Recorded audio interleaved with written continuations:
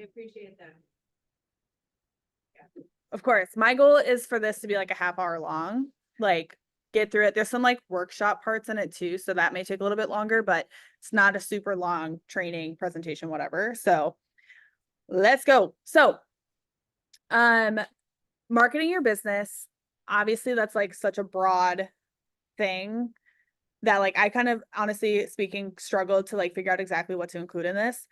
So we're gonna do, like I said, a little bit of workshopping and then just some like things to consider as you're deciding where to put your marketing efforts and money and time into your business.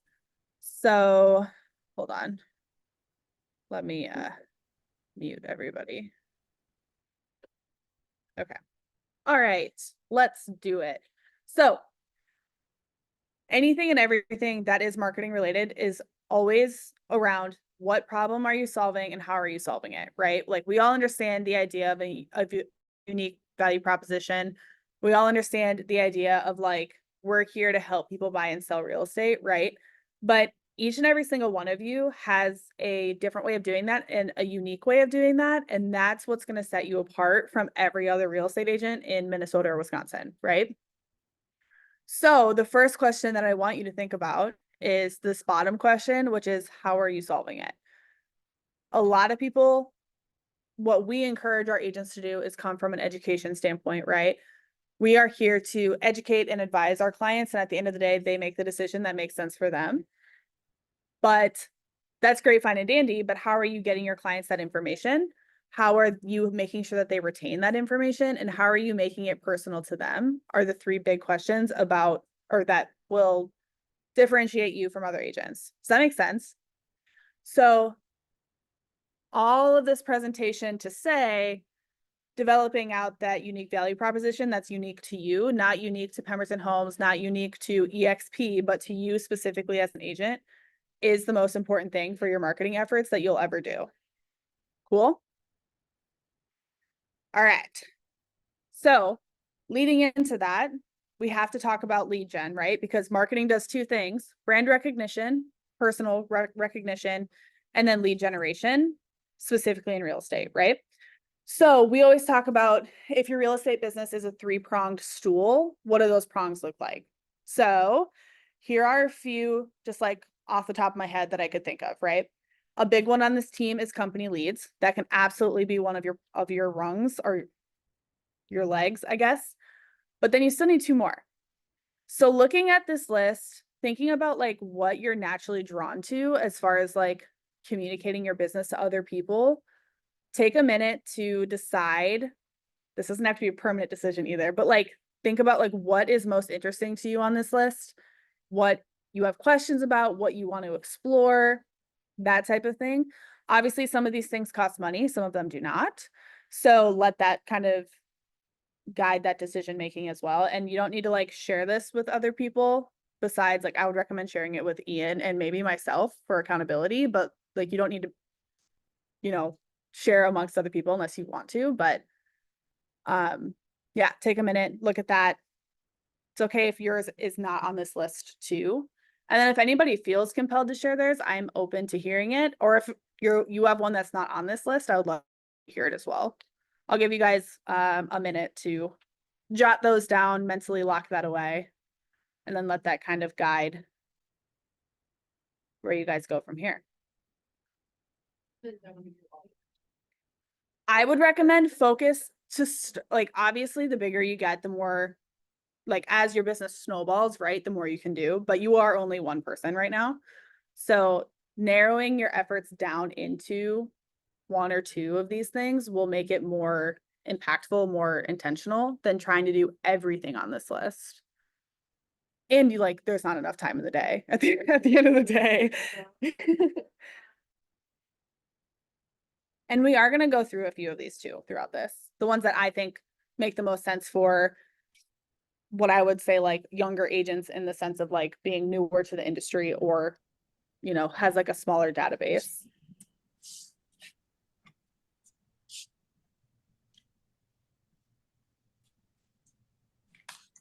Are we good? All right. So let's talk about ideal audience. This is where I think a lot of real estate agents miss the mark on their marketing. That's funny. A lot of people don't sit down and really think about their, what I would call like avatars for who they're trying to market to. And so they're trying to market out to this wide array of people who are trying to buy or sell in all different, price points and locations and stuff like that. How I think people should look at their real estate business is to decide on who their ideal audience is, figure out how to reach those specific people, and any collateral business that comes from those marketing efforts. Perfect, great. We work those while we're building towards only working with our ideal audience. Does that make sense? So the question then becomes, who is your ideal audience and how are you reaching them? So we're going to take another few minutes to answer a few questions about, like, when you're thinking about your real estate business, who are you naturally gravitated towards as far as clients? Who do you enjoy working with the most? And if you're brand new and you have never had a client before, or you're just starting out with clients, that's fine. I'm into that. This will change as you go through your business. So come up with that ideal avatar now and then let that change as you go through. So I have a list of fewer than 10 questions to ask you. Okay, first question. How old are they? And you can give a range. You can say like Gen Z or whatever you want to answer for this question, but how old are they? What is their familial makeup? So are they single? Are they dinks? Are they dinkwads? Are they full families? Like, what does that look like? And then with that, what is their household income? Which is an important question, not for like judging people on how much money they make, but like that feeds into what kind of house they can afford, right? Like, what price point of a house do you want to play in?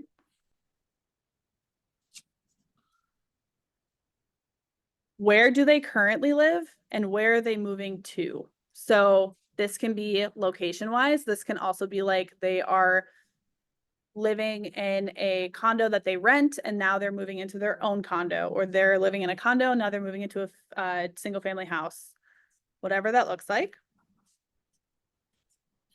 So location and then style of house.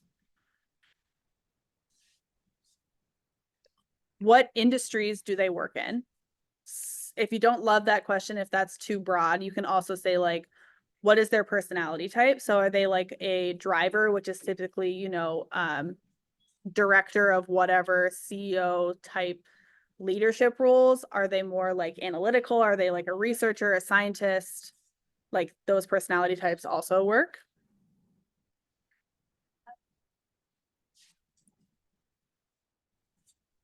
How do they best communicate? So are they texters? Are they emailers? Are they phone callers?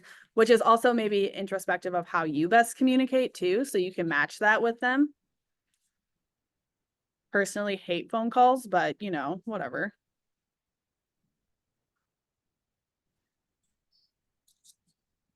We already answered that one. What are their hobbies and lifestyles? So this goes into like, are they people who really treasure like running trails close to their house? Are they big runners? Because that'll affect where they live. Are they golfers? Do they want to be on a golf course? Are they big foodies and want to be in the middle of a city because they love to try different food? Like that type of stuff matters when you're thinking about where you want to work and live. And then I just have any other features that stand out. So think about like if you really love to work with people in the healthcare industry who are like nurses who are just starting out their career, or people who are teachers, or which kind of goes into the industry thing too. But why I have that separate is that there are specific subgroups of people who have different like mortgage options available to them that you can be an expert in, or different down payment assistance options, or whatever that may be. So anything in like that realm of thinking, make sure that you include that in who your ideal audience is. Now, what is interesting about an ideal audience for salespeople is that if you look at that list, I would say like 80% of the time that I do this with agents, it ends up being a reflection of who they are, which is really interesting, right? Like for me, my ideal audience was always first-time home buyers, people who have a very young family or don't have kids, who are just getting started in their careers. Like When I was selling, that was my ideal audience because that's what I resonated with. I did not like to work with seniors because I just don't I don't have that connection to that older community. Loved working with military families because I was a military family. Like it ends up kind of being a reflection of who you are because that's naturally who you gravitate to. So all that to say, like I said, that will change because you also change. Your demographic changes as you go through life and as your business grows, right? So allow that to ebb and flow, but this is your North Star when you're thinking about or marketing, right? This is the goal of who you want to work with. Everything else plays into this and supports that goal. Does that make sense? Or is this just like not like way out in space? Cool. Okay, so let's talk about how you're reaching them. Obviously, like, if you're trying to reach a Gen Z population and you're posting on LinkedIn and Facebook, that doesn't really mesh with Gen Z. Same with like if you're trying to reach an older generation and you're posting on TikTok and Instagram, like you're missing your mark, right? So let's talk about social media demographics and usage because this is one of the most common places that agents are marketing their businesses, right? So I pulled some stats. Sorry, it's a little blurry because I straight up screenshotted, right? So basically, if you're looking at this, ages are color coded at the bottom, and you can see the different social media profiles here, which is interesting. I don't actually think I necessarily fully agree with these findings, but obviously, like, I'm not the one doing the research, so like, I don't really get to disagree.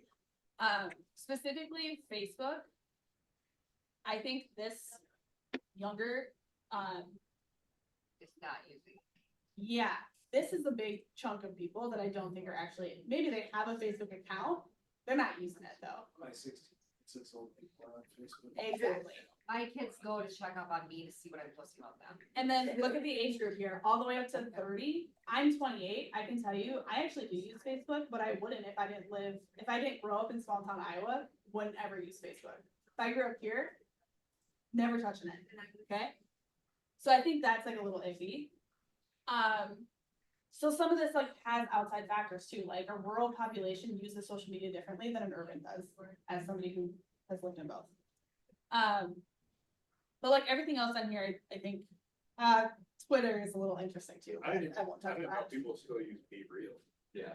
Never I- got one. I think not it's looking at like- it. I didn't- I think it's on the decline. never heard of I it. truly think it is. It's like also like, I don't really know, I never got one. well, okay, so Be Real, it's like you would get a notification and then you would take a picture of your front camera and your back camera and it was like, what are people doing throughout the day? Oh, There's once a day? there- Get yeah, one in the there is group, that's no- that? Okay. There is no use for that for real estate agents, so that one, and then, like Pinterest, you can use it if you like have a blog or something like that, you can totally use Pinterest, most people don't. Reddit, whatever, Snapchat, whatever, but the rest, I mean, they all apply. I think this one is really interesting, LinkedIn. This is a huge segment of people that are right prime home buying age, 30 to 39. LinkedIn is a hugely underutilized social media platform for real estate agents. What is? What? LinkedIn. I don't know why my screen is doing that. That's okay. Okay. I have a few more things I want to look at surrounding social media. So LinkedIn, which is what I just said, if you look, 1 billion users, largest age group, first time home buyers.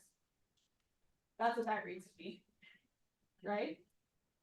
If you think about LinkedIn as a social media platform, it's really quite interesting because LinkedIn, as somebody who used to be a LinkedIn ambassador, LinkedIn is for people who are searching for jobs or moving to new places and looking for professional connections. Okay. So when you think about that, what is one of the biggest reasons people move? Jobs, right? And if they're already on LinkedIn searching for jobs and they're seeing your stuff being posted, like the subconscious recognition there is, I think, could be quite strong. The other side of it is that if you're posting to this community, so if you think about who's actually posting on LinkedIn, it's typically people who have like some recognition in their industry or like are professionally connected to really important people or like are leaders in their businesses or whatever. Even if you're just posting to those people, that's still a pretty good group of people to get in front of and to market your business to, especially like in front of people who typically make decent money and who are probably in the home buying and selling age range, right? Like, I think that makes a lot of sense. So I will say again, I think LinkedIn is one of the most underutilized places for real estate agents to be in.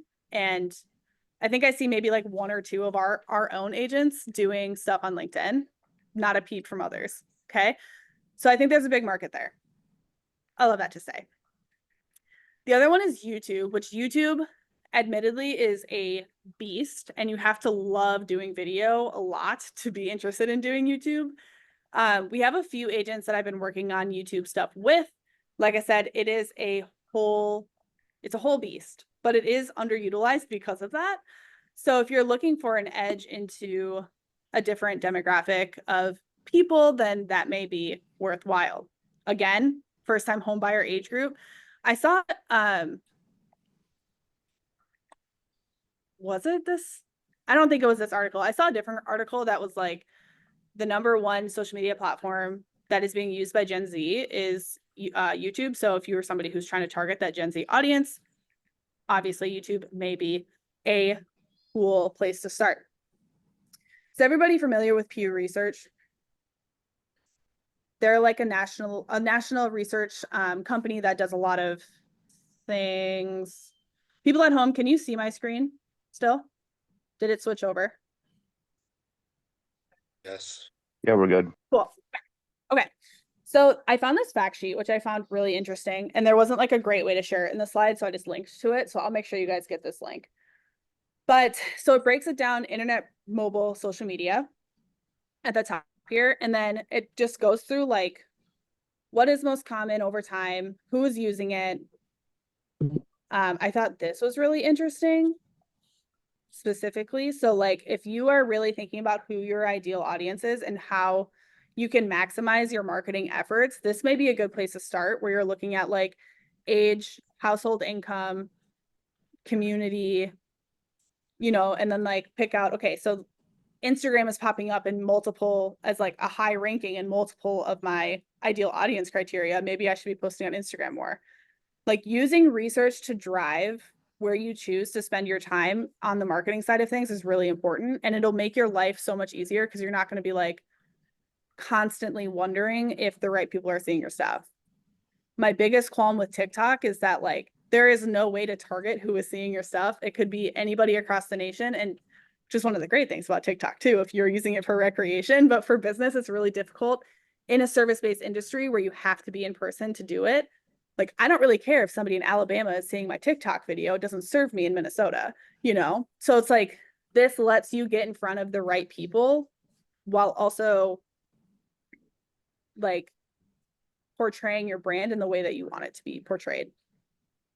So anyway, I thought this was interesting. I will share it with you guys if you want to check it out. How do I get back to my screen? Oh my God, I feel like a boomer. Hello? Oh my gosh, you guys, I can't do it.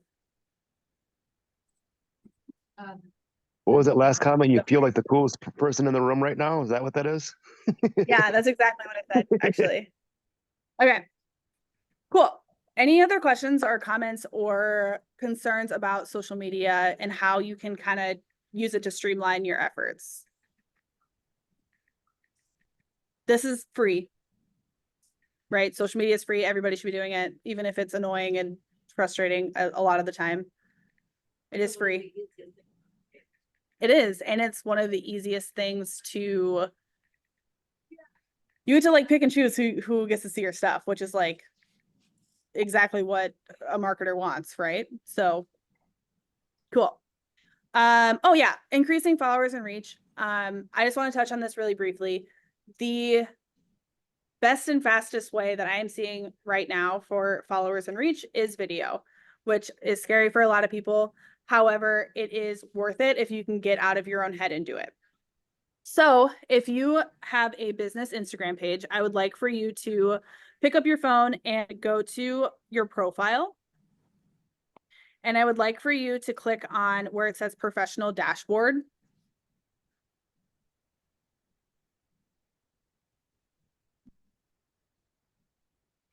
And then the top option is accounts reached. I'd like for you to open up that tab.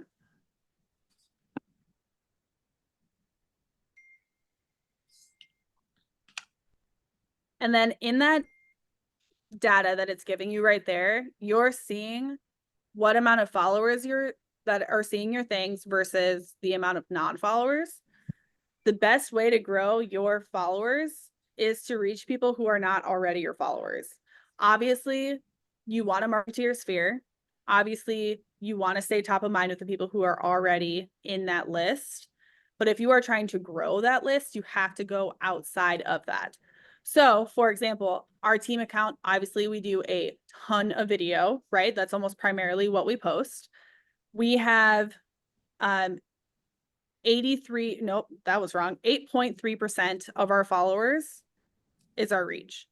That means that 91.7% are non-followers, which is great because that is new brand recognition for us, right? So the best way to grow is to try to get that number somewhere around 50-50. Easier said than done, I'm aware. One of the easiest ways to do this is to collaborate with small businesses in whatever community you live in. Go and do video there, do a review, talk to the owner, interview them on camera, like do things that other people aren't willing to do to grow your business. Yes. Yeah, and I think, I mean, just based on the stats I'm looking at right now, it's like Reels are the best for connecting. Oh yeah. Yeah. Reels are hands down the fastest way to grow outside of who you are already interacting with. Yeah, because like, just looking at mine, it's like, my breakdown is 63% non-followers and 37% followers. That's great. The biggest category. Yeah, ours is 5,900 reels, 2,000 posts is the next one. So over 4,000 more reach. I have 18 followers, not followers. Yeah. So something to think about for sure, if you're ever wondering, like if you can ever benchmark where your efforts are, what else can you do? This is a great place to reference. This never goes away and it always changes. So just something like a nice reference point for you. And you can also change the amount of time that you're looking at too. Any questions? Oh my gosh, any questions on that? They also can make sure you're tagging like locations. Yes. Especially if it's like a story and you're like at dinner somewhere. Yes. It's like cool. Tag, like, Yep, geotagging and then tagging the specific wherever, like if you're at a restaurant, tagging the restaurant, not even adding them as a collaborator if you're not doing a video. A lot of businesses use what is called user generated content, UGC, which is basically taking posts that visitors are posting and they're resharing it because it makes them not have to spend money on their own stuff. But that's great for you as an agent if you have something that's like Max Smith Realtor or whatever in your username, because that'll show up on their post.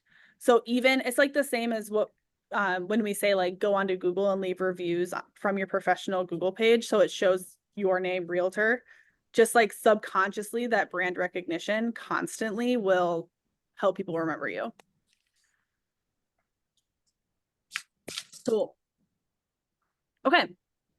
Next question is, how are you showing your personality?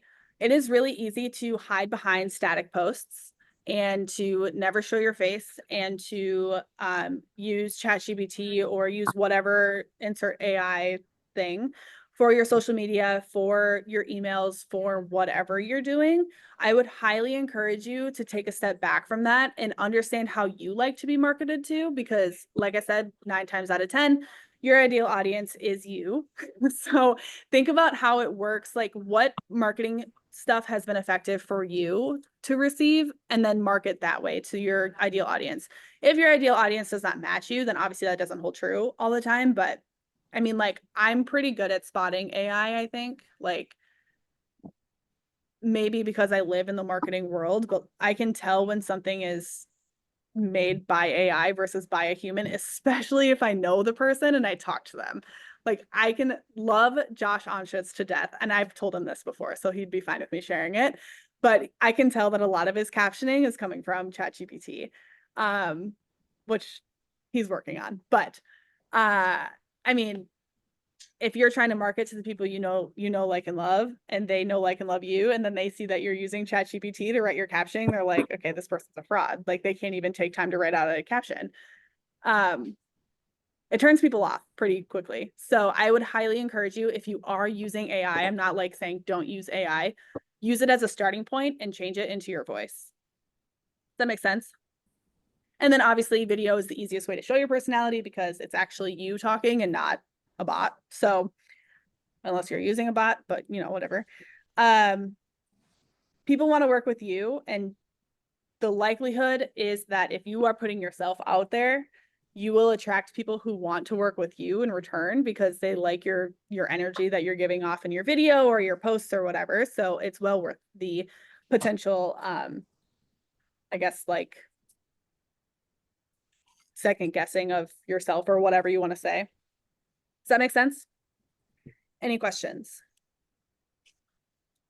Cool. Cruising. And then how are you getting in front of new viewers, which we kind of already talked about.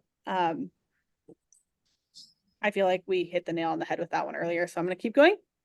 And then the last point on social media that I want to point out is interacting with others. So just as important as it is to stay accountable to posting consistently and feeding the algorithm and growing your accounts, it is quite important to also be interacting with other pages and other users on whatever social media platforms you're choosing to use. When I think about Facebook particularly, I'm sure that you guys have all seen where you don't follow the original poster of a post, but you see one of your friends has commented on it or interacted with it, and now that post is on your feed. Has anybody seen that?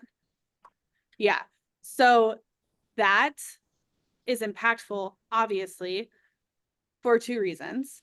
One, if you are the original poster and now somebody is commenting on your stuff, then your post will show up on their feed. And the opposite is true, where if you are commenting on somebody's feed and your friends, like, social media is all about brand recognition and getting in front of new people. So like, the more that you interact, the more that you can show up on new people's feeds, the better.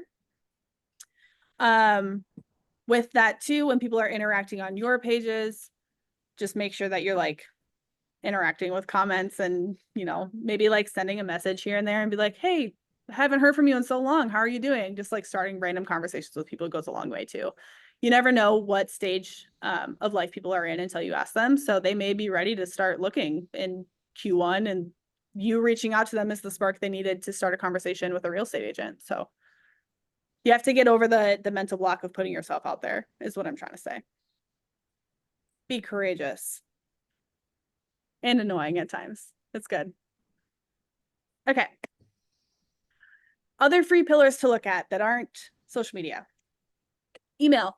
Raise your hand if you're doing email consistently right now out to your database. 1, 2, 3. That's great. You can hate email. That's totally fine. You don't have to do it, right? That's the great thing about marketing and owning your own business, is that you don't have to do everything.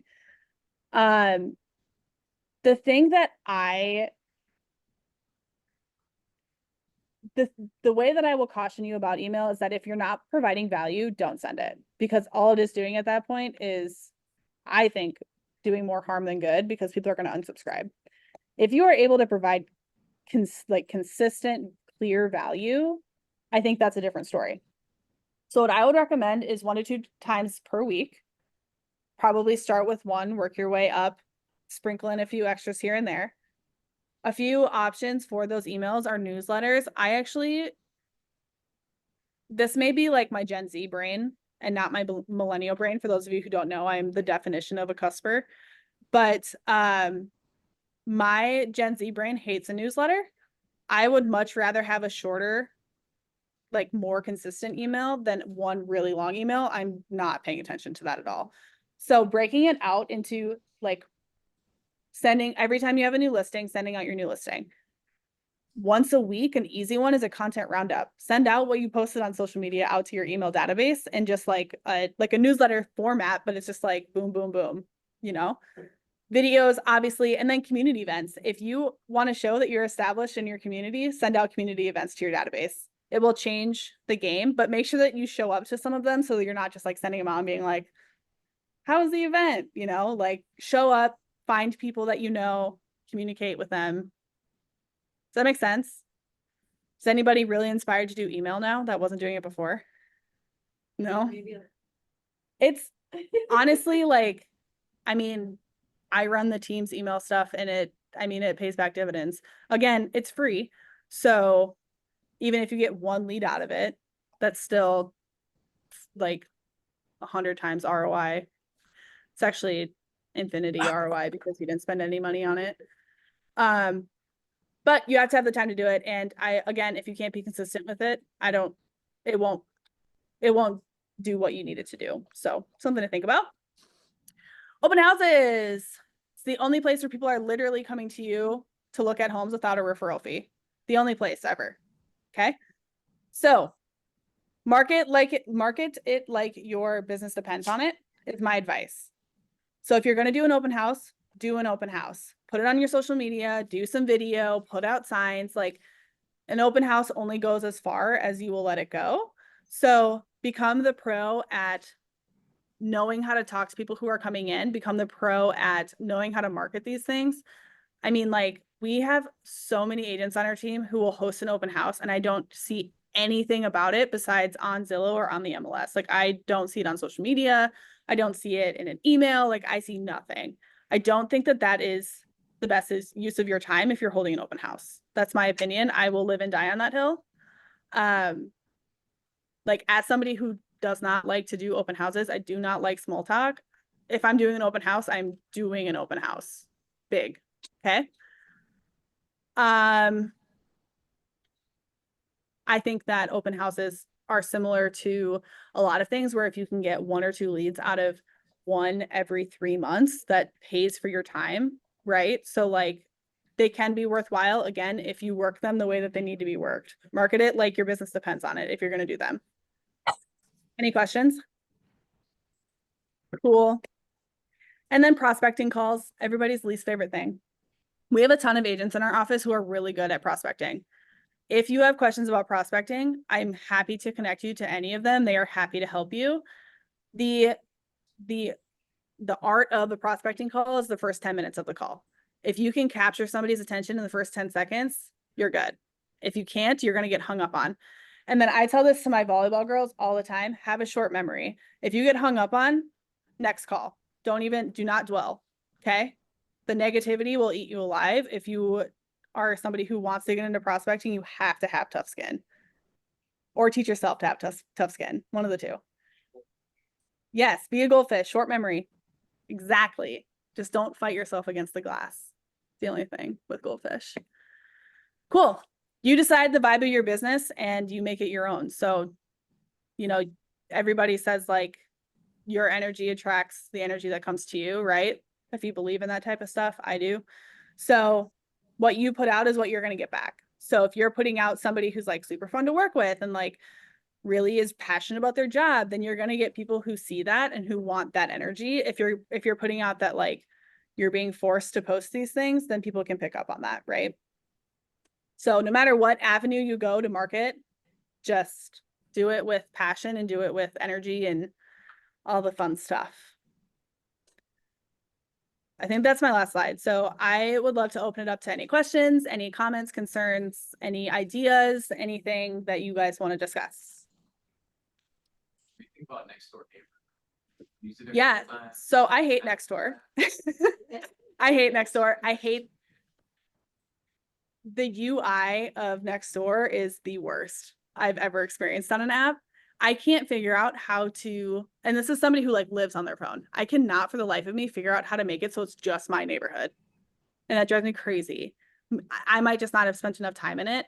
I know on our team, Nicole Junker has used Nextdoor Neighbor quite extensively and it's worked well for her in the past. So I think, you know, something like that, I don't think it's ever a bad idea to try and see if it works. And if it doesn't work, get rid of it. If it works, keep doing it, you know? I know a few agents have had success on it. Yeah.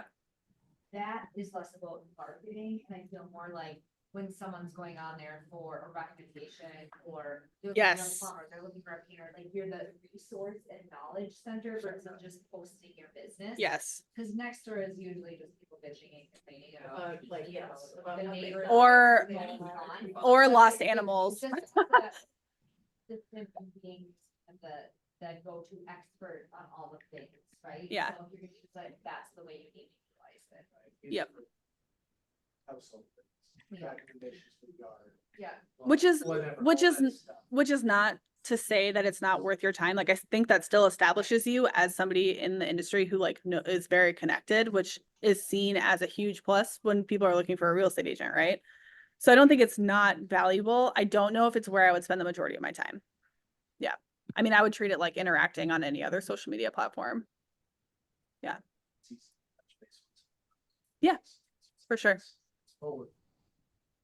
Women There- who are there is- complaining. if You're on Facebook, there's a Facebook group called Best of Next Door. Yeah. Hilarious. Yeah. Middle-aged women. Usually the biggest struggle for moms is just not even knowing what content. I know I. 1000%. So like, what do you have for recommendations? Yep. What I would recommend is taking stock of what questions you're being asked by your clients. And that's what I would talk about on social media, because if they have that question, then other people have it too. I think that when you're coming, like, you have to think about if you're sitting in a classroom and you're in your head and you're like, I have this question, but I'm sure I'm the only person. You're never the only person with that question. And the same rings true for any instance in life. So that's where I would like organically pull from. I mean, it never hurts to post transactional stuff, but I would do it in a way that's like, here's the story and here's specifically why I was the difference maker in the situation. Like, tell the story of the client, but make sure that you are also expressing that you are the reason why this happened in a way that's not like gloaty, if that makes sense. Because if we just tell the story, that's great, fine and dandy, but then that doesn't differentiate you and your value proposition as to why that worked. So I think those two things. And then there is a website that is called Answer the People. Let me look, hold on. Answer the Public. So this is a cool site that you can basically enter in just like real estate. And it's searching these top things.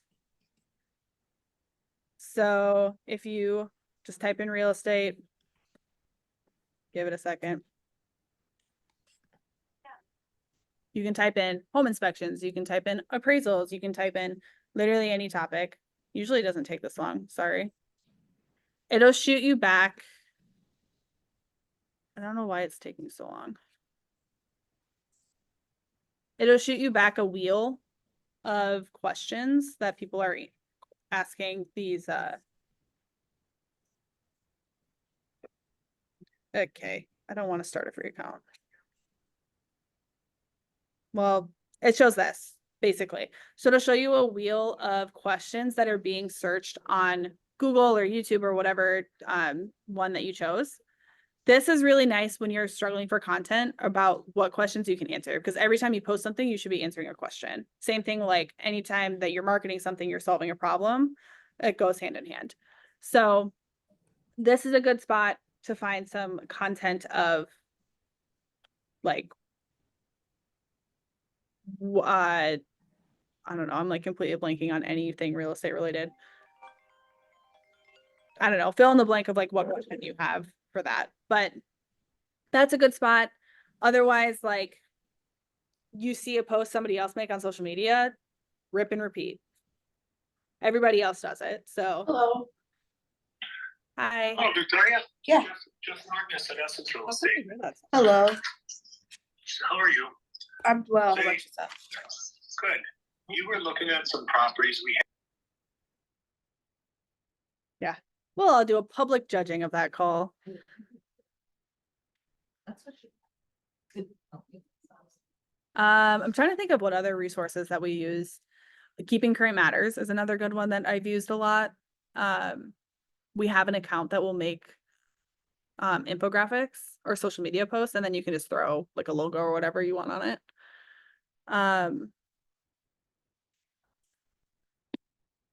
Yeah. For video, I mean, Chat GPT is a great place for video content. If you're struggling for video content, just type in like, give me 10 real ideas for real estate agents to make for Instagram. and Would it's, you also will spit be you like, out. make video to not start your video, introduce yourself? Never introduce yourself. They can see who it is on your profile. Yeah, Only I would take start with a a few hook. seconds For their attention. Yep. Your introduction, you're not. It's the same with a prospecting call where like if you can master the first 5 seconds of a video with a hook of some sort, then like the rest of the video will be fine. If it's all about capturing attention right away, especially like TikTok and Instagram Reels has absolutely destroyed attention spans. So you only have 30 seconds of people's attention before they're off to the next thing. I would like if you're on social media, I would say probably closer to 10 seconds until they're on to the next. So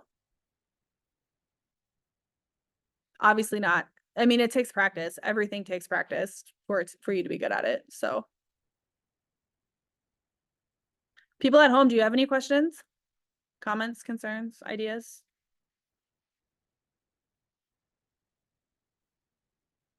No? Don't be shy.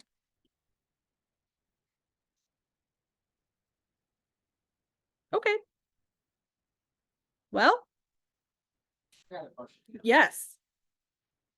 What program do you like to use for scheduling publishing? So great question.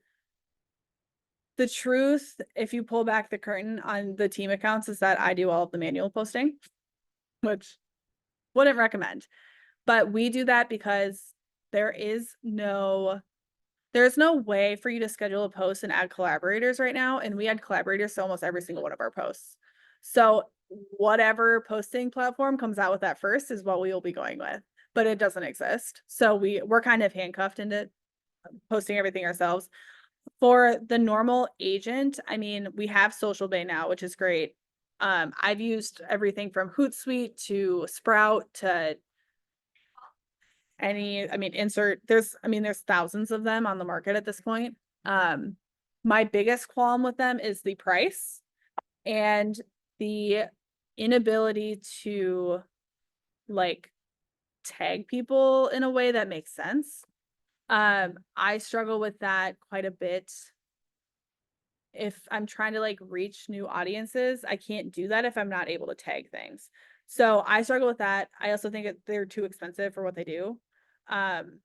What I have used in the past is not a scheduler, but instead a content calendar where it's like I lay out exactly what I'm going to post and it's just copy and paste and post. So at least it's cutting down on my time. But there's just like nothing on the market quite yet that's like perfect for what I need it to be. So I don't use one. But- Does it hurt the algorithm if you use a scheduler versus like manually? Great question. They say it doesn't, but it's hard to know for sure because you can't do everything you can do. So like, I guess like, yes, because you can't do everything you can do if you're manually posting for that reach. But is that necessarily like if you're posting one post on a scheduler and then an identical post on a manual, I don't think there would be a difference. I could be wrong, but I don't think so. I haven't seen anything pointing to the contrary. So, yeah. Well, what I've noticed with schedule too, maybe things have changed that a long time, but like videos didn't work super well. They're getting better with video. It's still not great though. It's like if videos didn't work to all platforms, Mhm. which that's usually your big thing that you want to get out there, kind of sucks. And sometimes the formatting is, A little funky. Yeah. like you said, it's like they are expensive for stuff that I feel like I had to double check anyway. Yeah. It's like, There's not like a great one. And a huge problem is Meta, if I'm being honest. Like Meta makes it way too complicated to do what we need to do. And they can because they're so big, like they'll never be told that they can't do that. So like you can't even add collaborators on like the Meta Business Suite yet on their scheduler. So like until that's a thing, it's not going to be a thing anywhere else. So and I it's believe- it's not a great market. But I think when you post to your Facebook business page, I don't think they allow it to your personal. Hootsuite allows it to your personal Instagram, but not to a personal Facebook. Mm-hmm. That's kind of an issue too, because your business page is great, but I also think you, like, if you're using Facebook, you're probably connecting people on your personal page. Yeah. Which that was like a struggle too, so it's like, if you're gonna spend that much money, it's gotta be. Yeah, it's the same with Social Bay. So what I've recommended with people with Social Bay is that, let Social Bay auto post to your Facebook feed, let it feed that algorithm on your business page, and then just pull over the posts that you think are most interesting and most engaging and post those to your personal as well. So. Yeah, Better off. I know. Yeah. It's not great. I don't know if it ever will be great because Meta has no reason to change it because it's more time on their platforms that people are spending. So I guess I've never tried it, have you used Canvas, is that any good? I have not tried Canvas because they can't do I already know that they can't do what I need them to do because I can't even do it on the actual platform. So I'm kind of giving up hope until Meta does what it needs to do.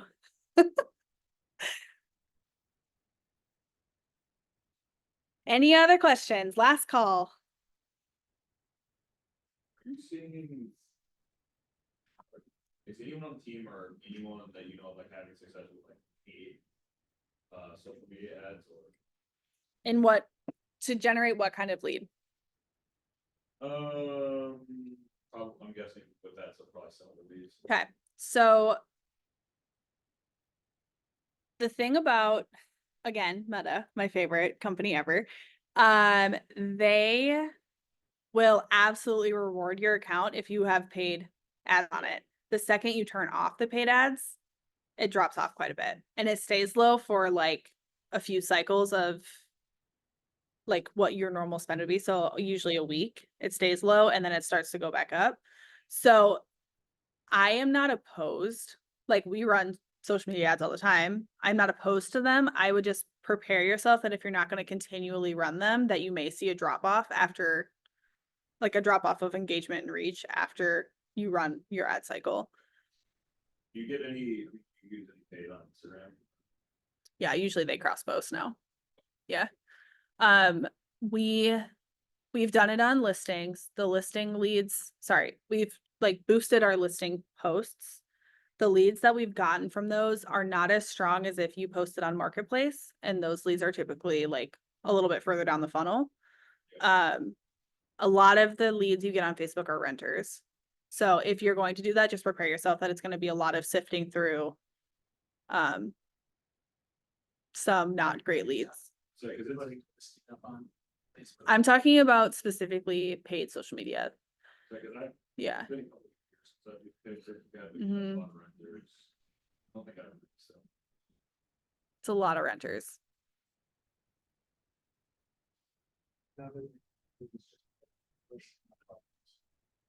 Yeah. I think that's- Yeah. I've seen better results with that than I have with paid. Yeah. Yeah. But again, I mean, like it's a free medium and the one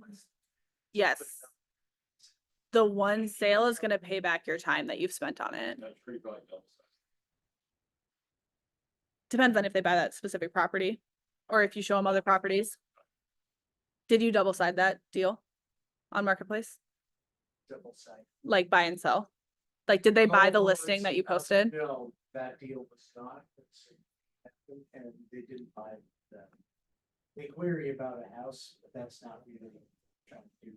Yep. Oh, That house- okay, so you didn't. Okay, oh, you're looking. Okay, this is available, I can find. Yeah. I'm fine too. Yeah. It's free. It's I free think- expense, so there's no downside to trying. I think specifically with seller leads, Blair, if you're gonna run an ad, I would run it on.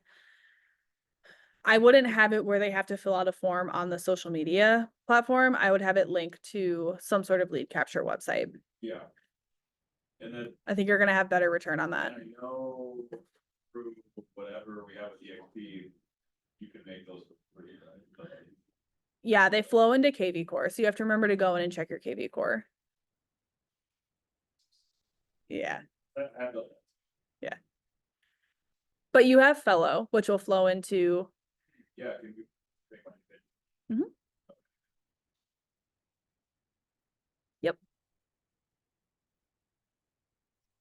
Anything else? Cool. Well, thanks y'all for coming. And if you have questions, you know where to find me.